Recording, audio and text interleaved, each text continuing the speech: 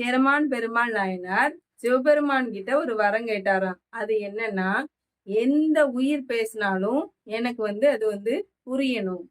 அதாவது ஈ எறும்புல இருந்து யானை, சிங்கம், இப்படி எந்த உயிரினமா இருந்தாலும் சரி, அந்த உயிரினம் பேசுறது எனக்கு புரியணும்.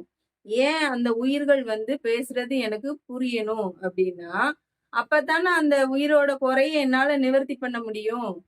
அரசரானா மக்களுடைய குறையை மட்டும் இல்லாம ஒவ்வொரு உயிர், அந்த உயிருடைய குறையவும் நான் நீக்கணும். அதுக்கு உண்டான அவங்களுடைய மொழியையும் எனக்கு நீ புரிய வைக்கணும் அப்படின்னு கடவுள்கிட்ட வரம் கேட்டிருக்காரு. உடனே சிவபெருமான் எவ்வளவு சந்தோஷப்படுவாருங்க.